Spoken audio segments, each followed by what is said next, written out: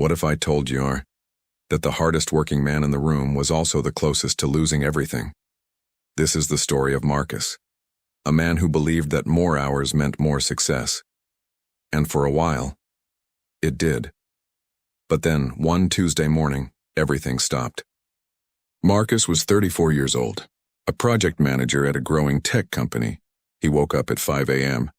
He replied to emails before breakfast. He skipped lunch.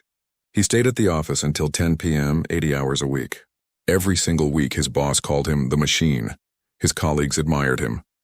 His bank account grew, and Marcus was proud of all of it. His daughter's first steps.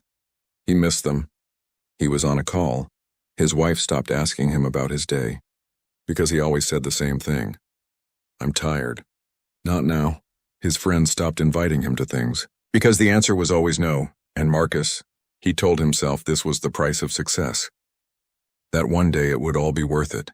He was lying to himself. And deep down, he knew it. Then came that Tuesday morning. Marcus was in a meeting, presenting a quarterly report. Numbers were up. Everyone was smiling, and then his left arm went numb, his chest tightened. The room started spinning. He grabbed the table, a heart attack, at 34 years old. He woke up in a hospital bed 3 days later. His wife was sitting next to him, holding his hand, crying silently, and Marcus looked at her, and for the first time in years, he actually saw her. He said, "Where is our daughter?" She was at home, with a babysitter, because his wife had spent every night at the hospital. Marcus cried, not from the pain in his chest, but from the pain of realizing what he had almost lost. Forever. The doctors told him, if he had waited 20 more minutes, he wouldn't have made it. 20 minutes. In the hospital, Marcus had a lot of time to think. No emails, no meetings, no deadlines, just silence, and the sound of his own heartbeat. And he asked himself one question that he had never asked before. What am I actually working for? Not for his daughter. She barely knew him. Not for his wife. She had been living alone for years, in a marriage that was supposed to be a partnership, not even for himself. Because he had forgotten what made him happy. He had been working 80 hours a week to afford a life that he was never present enough to live. Marcus recovered.